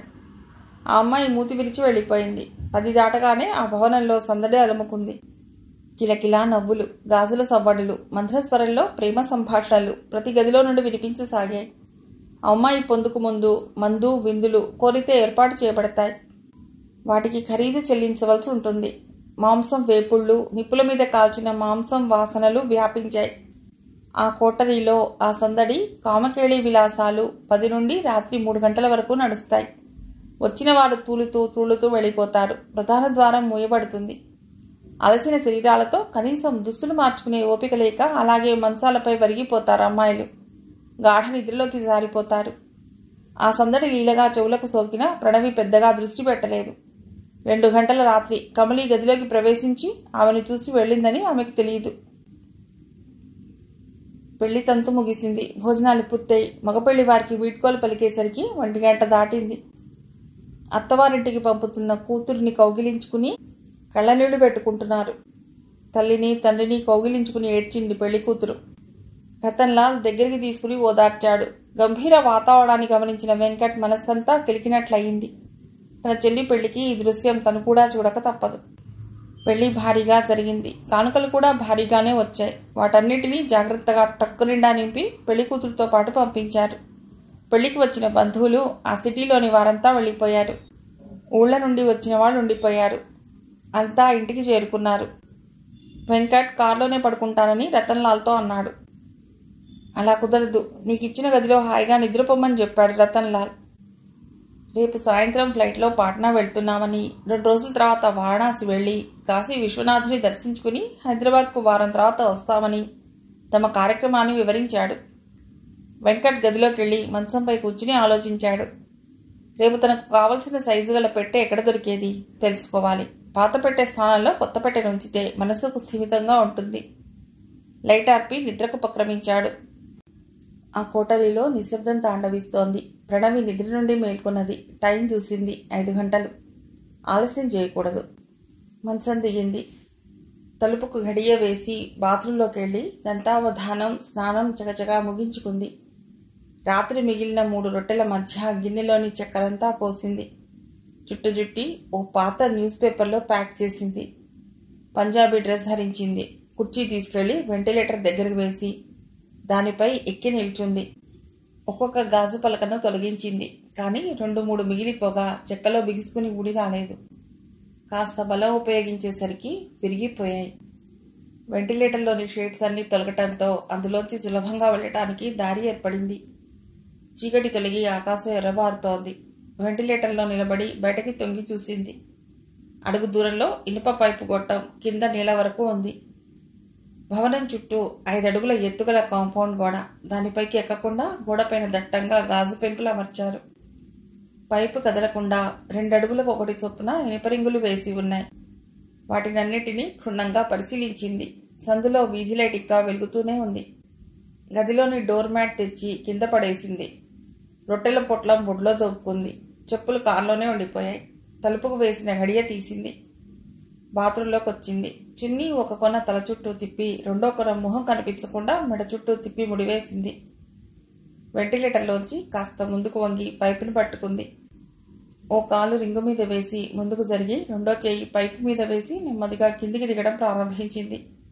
చేతులు మంటపడుతున్నాయి. రింగుపైన కాలు నిలవలేకపోతోంది. పట్టుదలగా బాధను భరిస్తూ పైపు ఆధారంగా కిందికి దిగి నేల మీద నిల్చుంది. బలంగా ఊపిరి తీసుకుంది. డోర్ మ్యాట్ గోడపై వేసింది. గాజు పెంకులు గుచ్చుకోకుండా ఉండాలని 2 చేతులు ఆ మ్యాట్పై వేసి బలమంతా చేతుల్లోకి తెచ్చుకుని కాళ్లతో నేలను తన్ని గోడపైకి చేరింది. సునాయాసంగా గోడ దూకి సందులోకి ఎంటర్ అయింది. గబగబా నడుస్తూ మలుపు తిరిగింది. కాలేజీలో చదువుతున్నప్పుడు తరచుగా స్పోర్ట్స్ ఈవెంట్లో పాల్గొనేది. చురుకుదనం, సంకల్ప బలం, ఆలోచన పటిమ ఆమెను భరించాయి. అందుకే కిడ్నాపర్ చేతిలో పడినా కంగారు పడలేదు, బీరువు కాలేదు. కర్కోటకుడైన బషీర్ని ఎదుర్కోగలిగింది. కోటరీ గదిలో బందీ అయినా తెలివిగా ఆలోచించి వెంటిలేటర్ రెడ్డు తొలగించుకుని పైపు ఆధారంగా కిందకు దిగింది. గోడపై ఉన్న గాజు పెంకులు గుచ్చుకోకుండా ముందు చూపుతో డోర్ మ్యాట్ గోడపై వేసి సునాయాసంగా గోడ దూకి వెళ్ళగలిగింది అంటే అది ఆమె ధైర్యానికి మచ్చుతునక. వెంకట్ లేచి పనిమనిషి తీసుకొచ్చిన కాఫీ టిఫిన్ తీసుకుని రతన్లాల్ రావటం చూసి లేచి నిల్చున్నాడు. నమస్కరించాడు. స్వయంగా మీరెందుకు వచ్చారు సేట్జీ? పిలిస్తే నేనే వచ్చేవాణ్ణి కదా అన్నాడు. స్వయంగా నేనే కృతజ్ఞతలు చెప్దామని వచ్చాను. 50 రూపాయల కట్ట ఇవ్వగా వెంకట్ ఆశ్చర్యంగా చూశాడు. నీ సర్వీస్కి మెచ్చి ఇస్తున్న కానుక. ఈ 5,000 కూడా తక్కువే. పెళ్లికొచ్చిన వారందరితో పాటు పని మనుషులందరికీ కానుకలు ఇవ్వటం జరిగింది. ఈ కవర్లో నీకు సరిపోయే ప్యాంటు షర్టు ఉన్నాయి. నేను హైదరాబాద్కి వచ్చాక ఈ డ్రెస్ వేసుకుని నాకు చూపించాలి. అంతేకాదు, నీలాంటి నిజాయితీ గల వారంటే గౌరవిస్తాను. దిల్షుక్ నగర్లో త్వరలో మా జ్యువెలరీ షాప్ బ్రాంచి తెరవబోతున్నా. నీకు అంగీకారం అయితే మేనేజర్గా ఉద్యోగం ఇస్తాను. ట్రావెల్స్ వారు ఇస్తున్న జీతం కంటే 3 రెట్ల జీతం ఇస్తాను. సరేనా? మరొక అరగంటలో నాస్తా వస్తుంది. తినేసి దారిలో భోజన టైంలో హోటల్కి వెళ్ళొద్దు. మధ్యాహ్నం భోజనం తయారు చేయించిస్తా. కారులోనే తినవచ్చు. సేటు మంచితనానికి కృతజ్ఞత ఎలా చెప్పుకోవాలో అర్థం కాలేదు. 2 చేతులు జోడించి తల వంచి నమస్కరించాడు. అతడి భుజం తట్టి అక్కడి నుంచి వెళ్ళిపోయాడు. సరిగ్గా అరగంటకు పని మనిషి ట్రేలో వేడివేడి పూరీలు, సొరకాయ కుర్మా, క్యారెట్ హల్వాతో వచ్చాడు. వెంకట్ పూరీల మీదకు దాడి చేశాడు. వామ వేసిన పూరీలు, కుర్మా రుచిగా ఉన్నాయి. తినడం పూర్తి చేసి ఖాళీ ప్లేట్ల కొరకు వచ్చిన పని మనిషిని అడిగాడు. భూషణం లాంటి పెద్ద సైజు పెట్టెలు ఎక్కడ దొరుకుతాయని. పని మనిషి అడ్రస్ చెప్పాడు. మెయిన్ రోడ్లో తిన్నగా 6 కిలోమీటర్లు ప్రయాణించాక ఎడమవైపు మీకు కల్పనా థియేటర్ కనిపిస్తుంది. అక్కడ నుంచి పాత నాగ్పూర్ ప్రారంభం అవుతుంది. అదే రోడ్డులో కిలోమీటర్ దూరం వెళ్ళాక చౌరస్తా వస్తుంది. ఒక రోడ్డు ముంబై వైపు, మరొకటి ఎయిర్పోర్ట్ వైపు పెడుతుంది. రెండోది బాలాషా వైపు, నాలుగోది చంద్రాపూర్. చంద్రాపూర్ రోడ్డుకు సమాంతరంగా ఓ రోడ్డు మొదలవుతుంది. ఆ రోడ్డు సుందర్ చౌక్ దారి తీస్తుంది. చౌక్లో అన్ని రకాల షాపులు ఉంటాయి. మీరు కోరిన పెట్టెలు అక్కడే లభిస్తాయి.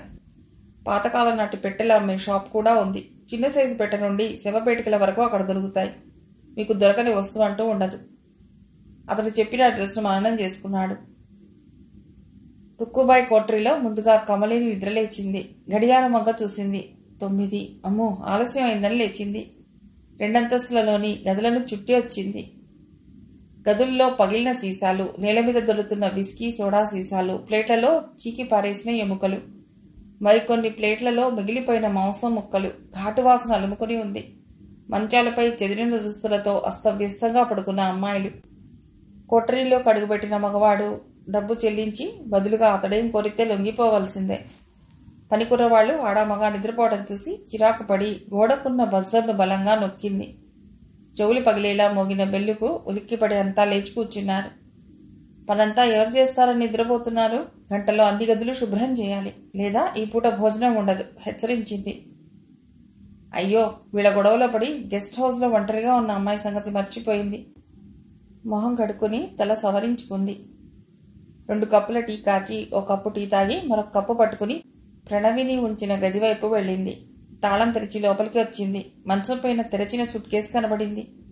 బాత్రూంలోంచి నీళ్ల చప్పుడు వినిపిస్తోంది. స్నానం చేస్తూ ఉంటుంది. అమ్మాయి టీ తెచ్చాను అని టీ కప్పు టీపాయ్ మీద పెట్టి తలుపులు మూసి తాళం వేయకుండా గడియ వేసి వంట ఇంట్లోకి వచ్చింది. మహారాష్ట్ర టిఫిన్లు ఆ అమ్మాయికి అలవాటు ఉండకపోవచ్చు. స్నానం పూర్తి చేసుకుని రాగానే వెళ్ళి అడిగి టిఫిన్ ఏర్పాట్లు చేస్తాననుకుంది. పనివాళ్ల వెంట తిరుగుతూ శుభ్రం చేయించసాగింది. ఆ పనిలో పడి ప్రణవిని అడగాలనుకున్నది మర్చిపోయింది. ఆ సంగతి గుర్తుకు రాగానే నొసలు కొట్టుకుని వడివడిగా నడిచి గది తలుపులు తెరిచింది. గదిలో కనిపించకపోవడంతో నొసలు చిట్లించింది. టీపాయ్ మీద పెట్టిన టీ కప్ అలాగే ఉంది. బాత్రూంలోంచి నీళ్ల చప్పుడు వినవస్తున్నది. ఇదేమిటి, ఈ అమ్మాయి ఎంతసేపు స్నానం చేస్తుంది? మెల్లిగా బాత్రూం తలుపు నెట్టింది. తలుపులు తెరుచుకున్నాయి. పంపులోంచి నీళ్లు బకెట్లో పడుతున్నాయి. బకెట్లో నీళ్లు నిండిపోయి పోతున్నాయి. కమలి దృష్టి వెంటిలేటర్పై పడింది. గుండె గుబేలు మంది. కిటికీలో ఓ భాగానికి అడ్డంగా బిగించిన గాజు పలకలు కనబడలేదు. కుర్చీ ఎక్కి కిందికి తొంగి చూసింది. గోడపైన డోర్ మ్యాట్. ఆమెకు అర్థమైంది. తెలివిగా అమ్మాయి చడి చప్పుడు కాకుండా తప్పించుకుంది. నిన్న రాత్రి వచ్చిన ఆదాయాన్ని లెక్క వేస్తుండగా కమలి లక్ష్మణ్ని సమీపించింది. ఏం జరిగింది? గావరపడుతూ వచ్చావు అని అడిగాడు. గొంతు పెగిలి మాట పైకి రాలేదు. తలెత్తి ఆమె వంక చూశాడు. మొహం పాలిపోయింది. లక్ష్మణ్, అమ్మాయి గదిలో లేదు. అంటే అన్నాడు. ఆ అమ్మాయి పారిపోయింది. తలుపుకు తాళం వేసుంటే అది ఎలా సాధ్యం? వెంటిలేటర్లోంచి అంది. లక్ష్మణ్ అనుమానం బషీర్పై నిలిచింది. ఆ బద్మాషు లేపు, వాడే ఏదో చేసుంటాడు. తలుపు తట్టగా బషీర్ కళ్ళు నిలుపుకుంటూ వచ్చాడు. బంగారం లాంటి నిద్రపాడు చేశా.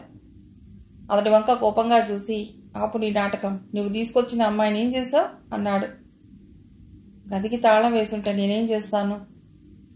విన్నావా? అనుమానం లేదు. వీడే అమ్మాయిని తప్పించి ఏమీ ఎరగనట్లు వచ్చి గదిలో పడుకున్నాడు. లేకపోతే గదికి తాళం వేసినట్లు ఎలా తెలుసు? టిఫిన్ తిన్న తర్వాత గెస్ట్ల రూమ్ వైపు వెళ్ళి చూశాను. ఆమె పారిపోయిన సంగతి మీరనేదాకా తెలియదు. నా అనుమానం డబ్బులు ఇవ్వకుండా ఎగవేయటానికి ప్లాన్ వేసినట్లు తోస్తోంది. అబద్ధం చెప్తున్నామో నిజం చెప్తున్నామో స్వయంగా వచ్చి చూడు. లక్ష్మణ్ దారితీయగా అతన్ని అనుసరించారు. మంచం పైన తెరిచిన సూట్ కేసు, టీపాయ్ మీద టీ కప్పును చూపారు. బాత్రూంలోకి అడుగుపెట్టారు. వెంటిలేటర్కు ఉండవలసిన అద్దాలు లేవు. బషీర్ కుర్చీ ఎక్కి కిందకి తొంగి చూశాడు. ఖతర్నాక్ పోరి, మంచి ఐడియా వేసింది అన్నాడు బషీర్. అది పారిపోయి మా ప్రాణాల మీదకు తెచ్చింది. రుక్కుబాయి ఊరుకోదు. మా వంటి మీద చెమడాలు వలిచేస్తుంది. కమలి కల్పించుకుంది. లక్ష్మణ్, మాటలతో కాలయాపన వద్దు. ఆ పిల్ల బస్ స్టేషన్కో రైల్వే స్టేషన్కో వెళ్ళి ఉంటుంది. త్వరగా వెళ్ళి వెతికితే దొరక్కపోదు. అవును, నీవు బషీర్ కారులో వెళ్ళండి. వెతికి ఆ పోరిని పట్టుకుని తీసుకుని రండి. రుక్కుబాయి వచ్చే వరకు 24 గంటలు ఓ పని మనిషిని కాపలా పెడదాం. ఇక్కడ పని నేను చూసుకుంటాను. వేగిరం వెళ్ళండి. తొందర చేశాడు లక్ష్మణ్. బషీర్ మొహం కడుక్కుని వచ్చాడు. ఇద్దరూ బయటికి పరిగెత్తారు ప్రణవి జాడకై. సీఏ రఘురాం యూనిఫామ్ ధరించి స్టేషన్కు బయలుదేరటానికి హాల్లోకి వచ్చాడు. భార్య విమల క్యారియర్తో వచ్చింది. అతడి తల్లిని చూసి వెళ్తున్న వాడల్లా ఆగిపోయాడు. అమ్మా, తిరిగి వచ్చేటప్పుడు ఏమైనా తీసుకురానా అని అడిగాడు. నాకేం అక్కర్లేదు. విహారీ ఇంతవరకు ఇంటికి రాలేదు. మనసు ఆందోళనగా ఉంది. వాడేం చిన్నపిల్లవాడా? కంగారు ఎందుకు? వస్తాడు. పరీక్షలు అయిపోయినాయి. ఫ్రెండ్స్తో ప్రోగ్రాం వేసి ఉంటాడు. ఆ విషయం ఫోన్ చేసి చెప్పలేదు. అయితే ఏమంటావు? నీవు పనిచేసిన పోలీస్ స్టేషన్కి ఫోన్ చేసి వాడి గురించి తెలుసుకోమని చెప్పాలి. వ్యక్తిగత విషయాలకు ఫోన్ కానీ వ్యక్తులను కానీ వాడుకోనని నీకు తెలుసుగా. మీరు మరిది నుండి ఏ ఖబరు అందకపోతే ఎవరైనా కంగారు పడక మానరు. మీరు స్టేషన్ వెళ్ళటానికి ప్రభుత్వం ఇచ్చిన కారును వాడనని చెబితే మేము కాదన్నామా? పాపం అత్తయ్య మీ ఇద్దరినే 2 కళ్ళలా చూసుకుంటుంది. కొడుకొస్తానని రాకపోయేసరికి కంగారు పడుతోంది. మున్ని కూడా గంటకు బాబా ఇంకా రాలేదే అంటూ నన్ను ప్రశ్నిస్తోంది. స్టేషన్కి వెళ్ళగానే తెలుసుకుంటాను అని బైక్పై బయలుదేరాడు. లోగడ పనిచేసిన లక్డీకాపుల్ స్టేషన్కి ఫోన్ చేశాడు. నిమిషం పాటు రింగ్ అయిన తర్వాత హలో అని అవతల నుండి వినిపించింది. అతడు రైటర్ సులేమాన్. గొంతు గుర్తించి, సులేమాన్ ఎలా ఉన్నావు అడిగాడు. నమస్తే సార్, నన్ను గుర్తుపెట్టుకున్నందుకు సంతోషంగా ఉంది. స్టేషన్లో ఎవరూ లేరా? ఫోన్ నువ్వు తీసావు. బయట కాపలాగా ఓ కానిస్టేబుల్ తప్ప అందరూ అసెంబ్లీ వైపు వెళ్లారు. గంటలో వచ్చేస్తారు. నాకు పని తీసి పెట్టగలవా? అలా అడుగుతారేంటి సార్? ఆర్డర్ వేయండి. మా తమ్ముడు విహారీ తెలుసుగా. పరీక్షలు అయిపోయినాయి. నిన్న ఉదయం వస్తున్నానని చెప్పినవాడు ఇంతవరకు రాలేదని మా అమ్మ బాధపడుతోంది. నువ్వు వీలు చూసుకుని హాస్టల్కి వెళ్ళి ఎంక్వైరీ చేసి చెప్పగలవా? తప్పకుండా. అసెంబ్లీ నుండి కానిస్టేబుల్స్ రాగానే స్వయంగా నేనే వెళ్ళి వివరాలు తీసుకుని మధ్యాహ్నానికల్లా నేనే తెలుపుతాను.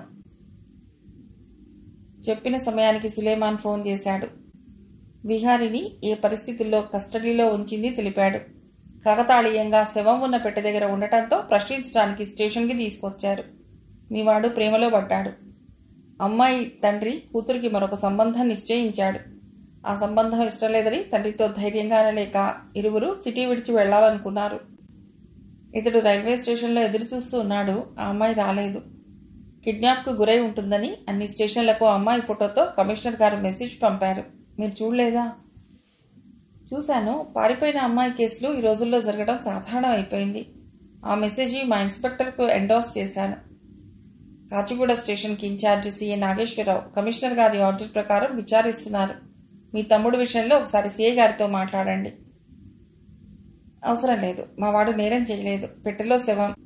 కిడ్నాప్ అయిన అమ్మాయి ఆజుకి దొరికే వరకు కస్టడీలో ఉంచుతారు. సెల్లో ఉండనివ్వండి. కొన్ని సంఘటనలు అనుభవంలోకి వస్తే గాని తొందరపాటు నిర్ణయాలు ఎంత అనర్థమో తెలిసొస్తుంది. తమ్ముడు పోలీస్ కస్టడీలో ఉన్న విషయం తల్లికి చెప్పకుండా దాచి స్నేహితులతో బెంగళూరు వెళ్లాడన్నాడు. కారులో బషీర్, కమలి ముందుగా సమీపంలో ఉన్న బస్ స్టేషన్కి వెళ్లారు. ప్రయాణికులతో వరుసగా బస్సులు కదలటానికి సిద్ధంగా ఉన్నాయి. ఇంత జనంలో ఆమెను వెతకడం కష్టం అనుకున్నారు. ఆమె వెళ్లవలసింది హైదరాబాద్ గనుక ఆ బస్సులో కూర్చునేదేమో చూడాలి అంది కమలి. ఆడవాళ్ల బుర్రలు సమయానికి భలే పనిచేస్తాయి. సూపర్ డీలక్స్ బస్సులు 2 ప్లాట్ఫామ్లపైన నిలిచి ఉన్నాయి. కమలి బస్సులోని ప్రయాణికులను నిశితంగా పరిశీలించింది. ఆ పోరి కనిపించిందా అని ఆతృతగా బషీర్ అడిగితే లేదని అడ్డంగా తలూపింది. అక్కడి నుంచి కారులో రైల్వే స్టేషన్ వెళ్లాడు. పూణే వెళ్లే ట్రైన్ ప్లాట్ఫామ్ మీద నిలిచి ఉంది. అందులో ఉండదని తెలిసినా ప్రతి భోగిలోకి ఎక్కి చూశారు. హైదరాబాద్కు ట్రైన్ ఎప్పుడుందో ఎంక్వైరీలో తెలుసుకోవాలని కౌంటర్ దగ్గర పెడితే ఉదయం 8 గంటలకే ఓ ట్రైన్ వెళ్ళిందని తెలుసుకున్నారు. పొద్దునే లేచి ఆ ట్రైన్లో వెళ్ళిపోయి ఉండాలి. బషీర్ అంటే ఏమో, ఏం చెప్పగలం. కారు మాట్లాడుకుని కారులో వెళ్ళి ఉండొచ్చుగా అంది కమలి. బషీర్ మనసులో అనుమానం పీడించసాగింది. ఒకవేళ ఆ పిల్ల సరాసరి పోలీస్ స్టేషన్కు వెళ్లి రక్షణ కోరి ఉంటే తన పరిస్థితి ఏమిటి? ఆ లక్ష్మణ్ నమ్మకం కలగక ఈ కమలిని వెంట పంపాడు. ఇదేమో అక్కడ వెతుకుదాం ఇక్కడ వెతకాలి అంటూ తిప్పుతోంది. ముందు వరుసగా కార్లు, లారీలు నిలిచిపోయి ఉన్నాయి. కారు ఆగిపోయింది. బషీర్, ఇన్ని కార్లు ఆగి ఉన్నాయి కదా, ఏదో కారులో దాగి ఉందేమో, వెతుకుదాం. నీవు ఆ వరుస కార్లను, నేను ఈ వరుస కార్లను అంటూ చూస్తూ బయలుదేరు అంది. ఇన్ని కార్లు ఎందుకు నిలిచి ఉన్నాయి? అక్కడ నిలిచున్న వ్యక్తిని అడిగాడు. ఈరోజు నాగ్పూర్లోని స్కూళ్లు, కాలేజీలు బంద్. ఫీజులు తగ్గించాలని విద్యార్థుల ర్యాలీ జరుగుతోంది. ఆ పిల్లని తెచ్చినప్పటి నుండి అన్నీ అవాంతరాలే. విసుక్కుంటూ ఒక్కో కారులోకి తొంగి చూస్తూ ముందుకు బయలుదేరాడు. పక్క సందులోకి తిరిగిన ప్రణవి ఆగకుండా ఒక సందు తర్వాత మరొక సందులోకి నడిచిపోసాగింది. రాను రాను ఇరుకైన సందులు ఎదురైనాయి. తన్నెవరైనా వెంటాడుతున్నారేమోనని పరిశీలిస్తూ వెడుతోంది. దాదాపు 2 గంటల పాటు అక్కడి సందులన్నీ తిరిగింది. ఒకచోట ఆగిపోయింది. శివాజీ పార్క్ అన్న బోర్డు కనబడింది. ఇందులోకి వెళ్లి అలసట తీర్చుకోవటం మంచిది. తన కొరకు వెతికే మనుషులు బస్సులను రైళ్లను చూస్తారే తప్ప పార్క్లో ఉంటుందనుకోరు. ఓ గుబురు చెట్టు కింద కూర్చుంది. బొడ్లోంచి రొట్టెల పొట్లం బయటకు తీసి చక్కెర వేసి రోలింగ్ వేసిన రొట్టెను నింపాదిగా తినసాగింది. తినడం పూర్తి చేసి ఎదురుగా డ్రింకింగ్ వాటర్ కనిపిస్తే ట్యాప్ తిప్పి దోసిళ్లతో నీళ్లు పట్టుకుని తాగింది. అమ్మయ్యా అనుకుని తిరిగి వచ్చి కూర్చుంది. అల్లంత దూరం నుండి గరం చాయ్ అంటూ కెటిల్లో వస్తున్న వ్యక్తిని చూసింది. జాకెట్లోంచి పర్స్ తీసి 10 రూపాయల నోట్ తీసి చేతిలో పెట్టుకుంది. పర్సును దాచేసింది.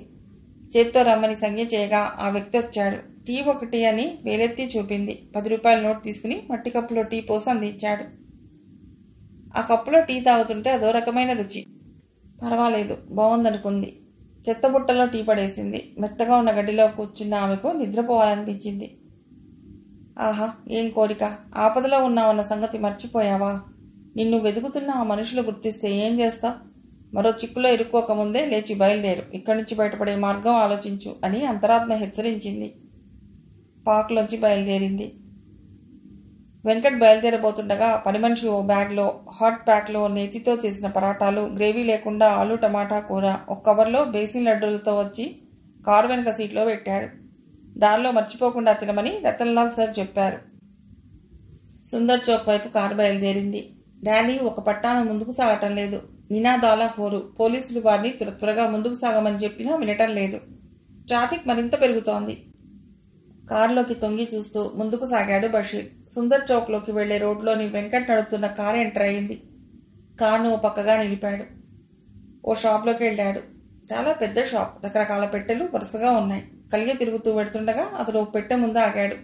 సరిగ్గా తనకు కావలసిన కొలతల్లో ఉందా పెట్టె. దాదాపు తన దగ్గరుండిన పెట్టె పోలికలు కనబడ్డాయి. షాప్ ఓనర్తో బేరం చేయకుండా అతడు ఎంత చెప్తే అంత డబ్బు చెల్లించాడు. రసీదు తీసుకున్నాడు. పెట్టెను పార్క్ చేసిన కార్ దగ్గర ఉంచమన్నాడు. 2 పనివాళ్లు పెట్టెను మోసుకెళ్లి కార్ దగ్గర పెట్టి వెనక్కి తిరిగారు. బషీర్ చివరి కారు వరకు వచ్చి వెతికాడు. అదే సమయంలో ఆ రోడ్లోకి వచ్చిన ప్రణవి కార్ దగ్గరున్న పెట్టెను చూడగానే కళ్ళు మెరిశాయి. బషీర్ దృష్టి అసంకల్పితంగా ఆ పెట్టెపై పడింది. ప్రణవి బషీర్ని గమనించింది. గుండె చల్లుమంది. ఎలా పెట్టె దగ్గరికి చేరుకోవటం అని తటపటాయిస్తుండగా ఆమె రక్షించడానికి అన్నట్లు సరుకులతో బండి రావటం జరిగింది. అదే అదనుగా తీసుకుని ఒక్క గెంతులో పెట్టె దగ్గరకు పరిగెత్తి మూత తెరిచి అందులో కూర్చుని మూత వేసింది. పనికుర్రవాళ్లతో మాట్లాడుతూ వెంకట్ కారును సమీపించి పెట్టె కిందనే ఉండటం చూసి డిక్కీలో పెట్టకుండా కిందనే ఎందుకు ఉంచారని డిక్కీ తెరిచాడు. ఆ పెట్టె డిక్కీలోకి చేరింది.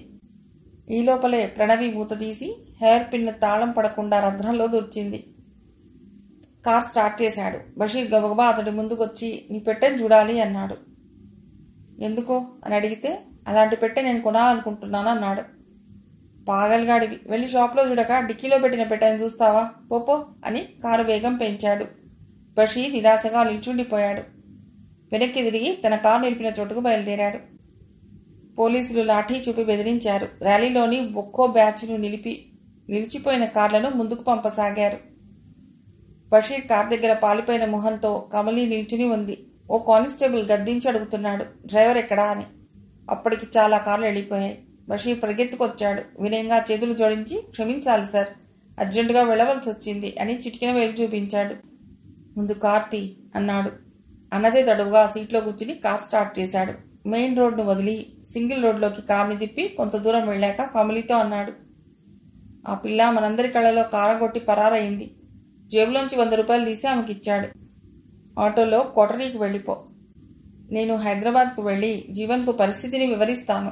కాపు కాచి ఆ పిల్లని చేజిక్కించుకుని మేము వస్తాం. అప్పటికి రుక్కుబాయ్ ముంబై నుండి రావచ్చు. కమలి కారు దిగి ఆటో కొరకు చూడసాగింది. నిమిషం కూడా ఆలస్యం చేయకుండా కారు ముందుకు సాగింది. చంద్రపూర్ రోడ్లోకి కారు ప్రయాణించసాగింది. ఒకచోట కారు ఆపి ట్యాంక్ నిండా డీజిల్ పోయించాడు. డూప్లికేట్ తాళం చెవి దొరుకుతుందా అని పంపును హుక్కు తగిలిస్తున్న కుర్రవాడిని అడిగాడు. ఎదురుగా ఉన్న షాప్లో అడగమని చెప్పాడు. 20 రూపాయలు తీసుకుని డూప్లికేట్ తాళం చేసి ఇచ్చాడు షాప్ అతడు. బషీర్ కారు సోదా చేయసాగాడు. కారు రిజిస్ట్రేషన్ కాగితాలు, డ్రైవింగ్ లైసెన్స్ దొరికితే తన ప్రాణానికి ఎలాంటి ఆటంకం ఉండదు. దారిలో పోలీసు ఎదురై ఆపితే కాగితాలు చూపించవచ్చు. డిక్కీ తెరిచి చూశాడు. జీవన్కు చెందిన బ్యాగ్ కనబడింది. అందులో 2 జతల దుస్తులు, గళ్లలుంగి, 2 బనియన్లు తప్ప మరేమీ లేవు. తిరిగి అవన్నీ బ్యాగ్లో పడేశాడు. బనియన్ వేయబోతుండగా చేతికి గరుగ్గా తగిలింది. ఏమిటా అని చూస్తే బనియన్ ముందు భాగంలో వెడల్పాటి జేబు. అందులో వస్తువులు పడిపోకుండా జిప్ ఏర్పాటు. అది చూడగానే బషీర్కి అర్థమైంది. ముసలోడు సామాన్యుడు కాదు. డబ్బు, దస్కంతో పాటు డ్రైవింగ్ లైసెన్స్లు, రిజిస్ట్రేషన్ కాగితాలు బనియన్కు ఉన్న జేబులో పెట్టుకుని తిరుగుతుంటాడు. ఈ పాటికి వాడి శవం జంతువుల కడుపులోకి పోయి ఉంటుంది. వంటి మీద ఉన్న బట్టలు చిరిగిపోయి ఉంటాయి. ఆ కాగితాలు సురక్షితంగా ఉన్నాయో లేదో వెళ్ళి వెదిగితే గాని తెలియదు. ముఖ్యంగా రిజిస్ట్రేషన్ కాగితాలు దొరికితే చాలు. హైదరాబాద్లో ఎవరో ఒకరికి కారు అమ్మేయవచ్చు. తన డ్రైవింగ్ లైసెన్స్ దొరికితే మంచిది. ఏ బొంబాయో వెళ్ళిపోయి డ్రైవర్గా కొత్త జీవితం సాగించవచ్చు. కారుకు కనీసం 2 లక్షలైనా కొన్నవాడిస్తాడు. ఆలోచనలకు స్వస్తి చెప్పి కార్ స్టార్ట్ చేసి పోనివ్వసాగాడు. దారిలో ఒక పాక కనబడింది. 2 బెంచీలు వేసి ఉన్నాయి. ఉదయం నుండి టీ తాగలేదని గుర్తుకొచ్చింది. టిఫిన్ కూడా తినలేదు. కారు దిగకుండా కేకేసి పిలిచాడు. ఓ వృద్ధుడు కారు దగ్గరికి వచ్చాడు. అక్కడ టిఫిన్ చేసి కార్ స్టార్ట్ చేసుకుని బయలుదేరాడు. దేశ్ముఖ్ జగన్నాథానికి కూతురు స్నేహితురాలి ద్వారా విహారీ, ప్రణవీల ప్రేమ వ్యవహారం తెలిసిపోయింది. తండ్రి తెచ్చిన సంబంధం బలవంతంగానైనా కుదిర్చి పెళ్లి చేస్తాడని పారిపోవటానికి నిశ్చయించుకున్నారని తెలిసి భిన్నుడయ్యాడు. కూతుర్ని ప్రాణసమానంగా చేసుకుంటే ద్రోహం తలబెట్టింది. అమ్మాయి కిడ్నాప్ చేయబడిందని విహారీ మరొక కేసులో అనుమానితుడుగా కాచిగూడ స్టేషన్లో ఉన్నాడని విషయం తెలిసింది. కోపంతో రగిలిపోయాడు. సరాసరి స్టేషన్కి వెళ్ళాడు. లాకప్ దగ్గరికి వెళ్ళి విహారీని చూసి హూంకరించాడు. ఒరే గాడిద, మా అమ్మాయిని ఏం చేశావు? మర్యాదగా ఎక్కడుందో చెప్పు. ఏమీ తెలియనట్లు పోలీసులకు మాయమాటలు చెప్పి అరెస్ట్ అయ్యావా? మీసాలు మెలేస్తూ, మాది దొరల వంశం, ఊరికే వదిలిపెట్టను. లాకప్లోంచి బయటకు లాగి తుపాకీతో కాల్చి చంపుతాను. స్టేషన్ అదిరిపోయేలా రంకెలు వేస్తుంటే అక్కడున్న వారు నిశ్చేష్టితులై చూస్తుండిపోయారు. ఇన్స్పెక్టర్ శ్రీకాంత్ సిఐ గదిలోంచి యువతలకు వచ్చి, సార్, ఇది పోలీస్ స్టేషన్ అని మర్చిపోయారా? శాంతించండి అని అన్నాడు. వెళ్ళవయ్యా, నా కూతురి ఆచూకీ ఇంతవరకు అనుకోలేకపోయారు. వీడు ప్రేమించానని మాయమాటలు చెప్పి నా కూతుర్ని మాయం చేశాడు. 4 తగిలిస్తే నిజం బయటపడేది. చూడండి, మా డ్యూటీ ఏమిటో మాకు తెలుసు. మీరు మమ్మల్ని నిందించడం బాగుండదు. మీరు కంప్లైంట్ ఇచ్చిన పోలీస్ స్టేషన్కి వెళ్ళి అడగండి. అంతేగాని గొడవ చేయటం తగదు. పెద్ద మనిషిగా మర్యాద నిలుపుకోండి. బెదిరిస్తున్నావా? నేనెవరో తెలుసా? మీరెవరైతే ఏమిటండి? చట్టాన్ని చేతిలోకి తీసుకుంటారా? దయచేసి వెళ్ళిపోండి, లేకుంటే మిమ్మల్ని అరెస్ట్ చేయవలసి వస్తుంది.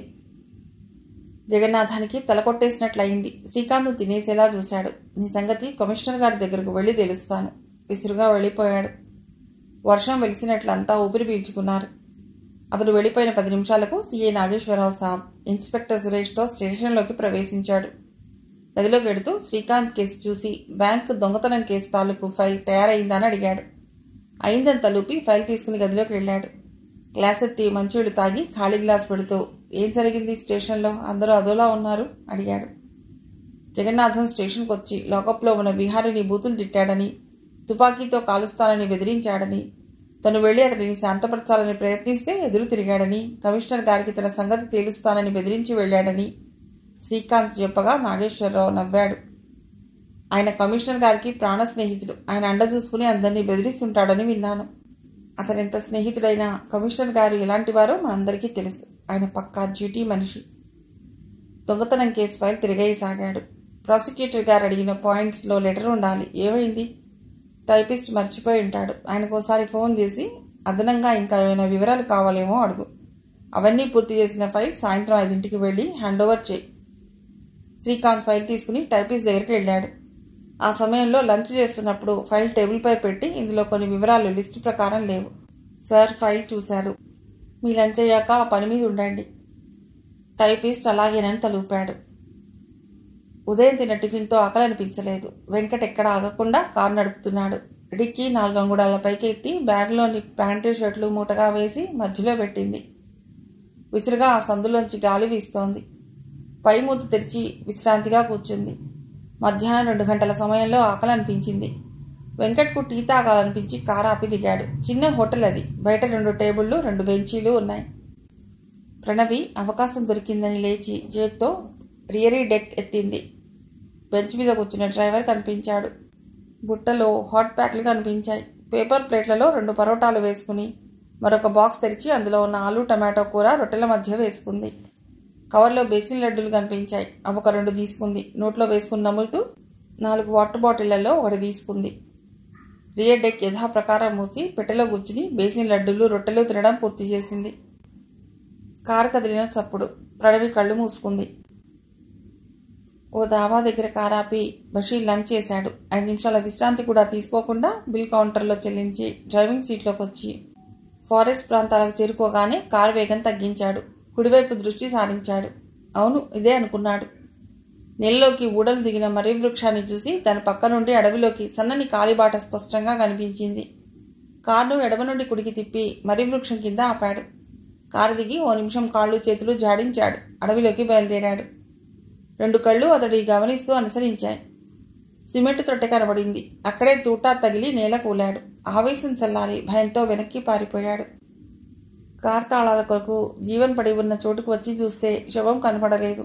ఈ జంతువు అతడిని నోట కరుచుకుని వెళ్ళిందని భావించాడు. ఆ సిమెంట్ తొట్టికి చుట్టూ గల ప్రదేశాన్ని వెతకసాగాడు. జంతువులు అతడిని తినేసి ఉంటే వంటిపైన ఉన్న దుస్తులు పేలికలుగా అయి ఉంటాయి. చెట్లు ఆకులు రాలి నేలంతా పరుచుకుని ఉన్నాయి. కాలితో ఆ ఎండుటాకులను కదిలించాడు. గలగలా చప్పుడు తప్ప అతడు చూడాలనుకున్నవేవీ కానరాలేదు. మరి కాస్త దూరం వెళ్ళాడు. రాను రాను దట్టమైన అడవి తప్ప జీవన్ తాలూకు ఆనవాళ్లు దొరకలేదు. మనసులో అనుమానం ఓ పక్క పీడిస్తూనే ఉంది. నిజంగా జీవన్ చనిపోయాడా లేక? అంతే. ఆలోచించడం మానేసి వెనక్కి తిరిగి కార్ని సమీపించాడు. మర్రి చెట్టు చాటు నుండి ఫారెస్ట్ గార్డులతో పాటు హెడ్ కానిస్టేబుల్స్ 3 పోలీసులు ముందుకొచ్చి అతన్ని చుట్టుముట్టారు. లాఠీతో కారుపైన బాది, ఈ కారు నీదేనా? అవునని నసుగుతూ అన్నాడు బషీర్. డ్రైవింగ్ లైసెన్స్ చూపించమన్నారు. తెల్లమొహం వేశాడు. ఓ కానిస్టేబుల్ కారు డోర్ తెరిచి గ్లౌస్ బాక్స్ తెరిచాడు. నాటు పిస్తోలుని చూసి జేబులోంచి ప్లాస్టిక్ కవర్లో వేలిముద్రలు చెదరకుండా భద్రపరిచాడు. ఇది దొంగ పిస్తోలు, నీ దగ్గర ఎందుకుంది? లైసెన్స్ ఉందా? హెడ్ కానిస్టేబుల్ ప్రశ్నించాడు. నాది కాదండి, ఈ కారు ఓనర్ జీవన్ గారిది. అతను ఎక్కడని అడిగితే హైదరాబాద్లో పనులు ఉండిపోయాడన్నాడు. ఎక్కడి నుంచి వస్తున్నావు అని అడిగితే నాగ్పూర్ అని సమాధానం ఇచ్చాడు. పేరేంటని ప్రశ్నిస్తే బషీర్ అన్నాడు. డ్రైవింగ్ లైసెన్స్ లేకుండా కారు నడపడం నేరం అని తెలుసా? కారుకు సంబంధించిన రిజిస్ట్రేషన్ కాగితాలు లేవు. నిజం చెప్పు, కారులో దొంగ సరుకు రవాణా జరుగుతుందా? Head constable నిలదీశాడు. బషీర్ తల వంచుకుని నిల్చున్నాడు. పోలీస్ చేతిలోని లాఠీ బషీర్ కాళ్ల మీద బలంగా తాకింది. అమ్మా అని అరిచాడు. నాకేం తెలియదు సార్, కొట్టకండి సార్. నిజమే చెప్తున్నాను సార్.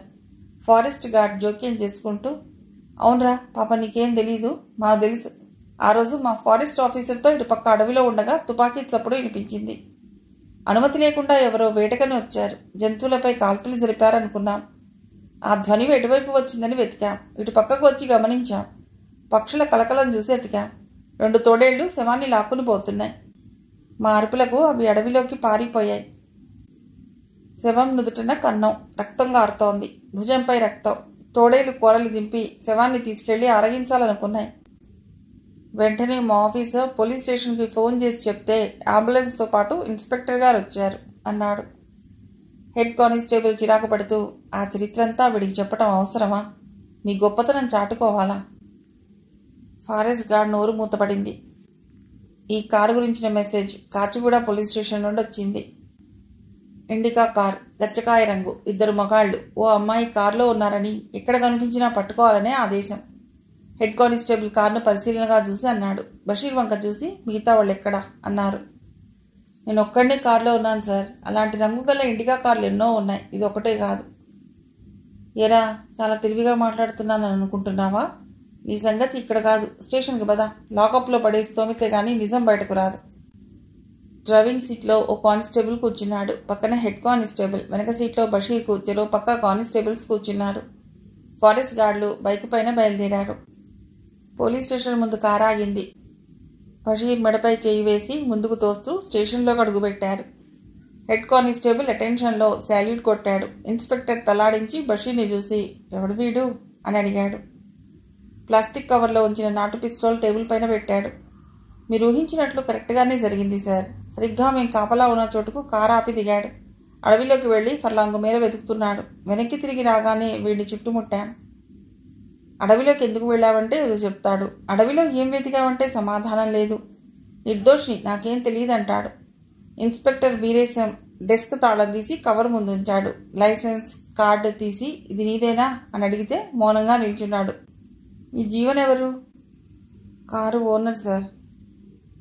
ఇందులో డబ్బు ఉంది, అది నీదా లేక అతడిదా? బషీర్లో ఆశ పుట్టింది. చచ్చినోడు సాక్ష్యం చెప్పలేడు. తన డబ్బు అని అంటే నమ్ముతారని మనసులో అనుకుని ఆ డబ్బు నాదే సార్. మీ ఓనర్ నాగ్పూర్ దేనికి పంపించాడు? అతడేదో సమాధానం చెప్పబోతుండగా టేబుల్ మీదున్న ల్యాండ్ లైన్ ఫోన్ మోగింది. రిసీవర్ ఎత్తి చెవి దగ్గర ఆనించాడు. స్టేషన్లోనే ఉన్నాను, వెంటనే బయలుదేరి వస్తాను అని లేచి హ్యాట్ చేతిలోకి తీసుకుని సబ్ ఇన్స్పెక్టర్తో ఇలా అన్నాడు. ఈ వస్తువులన్నీ డెస్క్లో పెట్టి తాళం వేయి. నేను హాస్పిటల్కి వెడుతున్నాను. పోస్ట్ మార్టం రిపోర్ట్ తయారైందన్నాడు. ముఖ్య విషయం మాట్లాడాలన్నాడు. నేను రావటం ఆలస్యం కావచ్చు. వీడిని లాకప్లో పడేసి నిజం చెప్పించండి. వాడి స్టేట్మెంట్తో పాటు రిపోర్ట్ కూడా తయారు చేయండి. ఇన్స్పెక్టర్ వీరేశం వెళ్ళిపోయాడు. బషీర్ను లాకప్లో వేశారు. సబ్ ఇన్స్పెక్టర్ సైగ చేయగా ఇద్దరు కానిస్టేబుళ్లు సెల్ తలుపులు తీసుకుని లోపలికి అడుగుపెట్టారు. వాళ్ల చేతుల్లో లాఠీలు మెరుస్తున్నాయి. బషీర్ కళ్లలో భయం పొడసూపింది. మర్యాదగా నిజం చెప్తే ఏమీ చెయ్యం. స్టేట్మెంట్ తీసుకుని నీ సంతకం తీసుకుంటాం. నిజమే సార్, ఆ డబ్బు నాదే అన్నాడు. డబ్బు చూసి నాదంటున్నావు, తమాషాగా ఉందా? వీడు నిజం చెప్పేలా లేడు, కానివ్వు అన్నాడు ఓ కానిస్టేబుల్. అంతే, 2 లాఠీలు బషీర్ వంటి మీద వీరవిహారం చేశాయి. ఆ దెబ్బలకు తాళలేక స్టేషన్ అదిరేలా అరిచాడు. వీడి అరుపులు వినబడద్దు. నోటి నిండా 2 జేబురుమాళ్లను ఉండలా చేసి కుక్కారు. కొట్టని చోట కొట్టడం మొదలెట్టారు. భరించలేకపోయాడు. అతడి వశం కాలేదు. ఏడుస్తూ నేల మీద దొర్లాడు.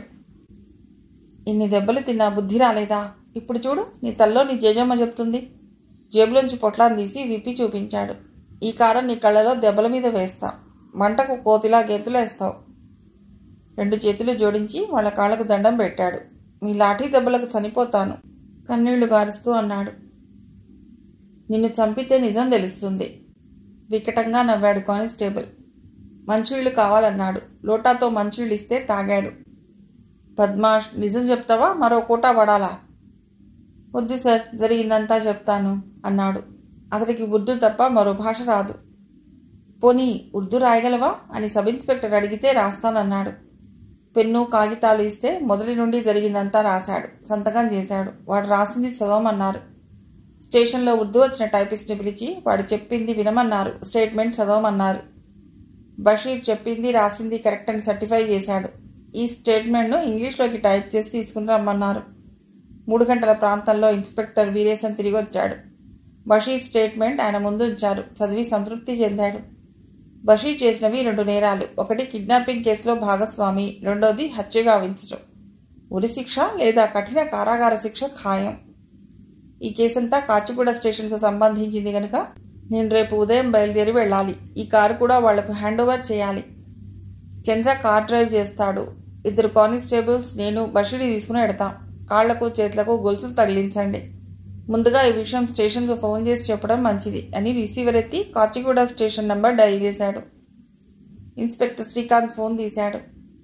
హలో వీరేశం, హ్యాపీనా అన్నాడు. నేను రేపు ఉదయం కిడ్నాపర్లో ఒకడైన బషీర్ని తీసుకుని వస్తున్నాను. నేరస్తుడు నేరం ఒప్పుకుంటూ స్టేట్మెంట్ ఇచ్చాడు. ఆ కారు ఓనర్ను డబ్బాసతో చంపేశాడు. ఆ వివరాలు, అతడి నుండి దొరికిన వస్తువులు, నాటు పిస్టోలు తీసుకొస్తాను. అమ్మాయి విషయం ఏమైనా చెప్పాడా? ఆతృతగా శ్రీకాంత్ అడిగాడు. అమ్మాయిని రుక్కుబాయి పేరుతో ఉన్న వేశ్యాగృహంలోకి చేర్చారట. సమయానికి ఆమె తన అక్క దగ్గరకు బొంబాయి వెళ్ళింది. తెలివిగా ఆ చెర నుండి తప్పించుకుని పారిపోయిందిట. వీడు అన్ని చోట్ల వెతికినా అమ్మాయి కనిపించలేదుట. ఓకే, రేపంతా కూర్చుని మాట్లాడుకుందాం అన్నాడు శ్రీకాంత్. రిసీవర్ క్రెడిల్ చేసి సీట్లోంచి లేచి సీఐ గదిలోకి వెళ్లి ఫోన్లో విన్న వివరాలు తెలియజేశాడు. శవం మార్చిలో ఉందిట. అతడి పేరు జీవన్. అతడి డ్రైవింగ్ లైసెన్స్, కారు రిజిస్ట్రేషన్పై అడ్రస్ ఒకటే అని, అతడి చావు వార్త మన కమిషనర్ ద్వారా పాట్నా కమిషనర్కు తెలియబరిస్తే అతడి బంధువులకు జీవన్ చావు వార్త తెలిసి శవాన్ని తీసుకుని వెళ్లవలసిందిగా చెప్తారు. అలాగే, అతడు రేపు వస్తే అన్ని వివరంగా మాట్లాడవచ్చు. నేను కూడా అదే మాట అన్నాను. శ్రీకాంత్ గదిలోంచి నిష్క్రమించాడు. మిగిలిన కథ తర్వాతి భాగంలో.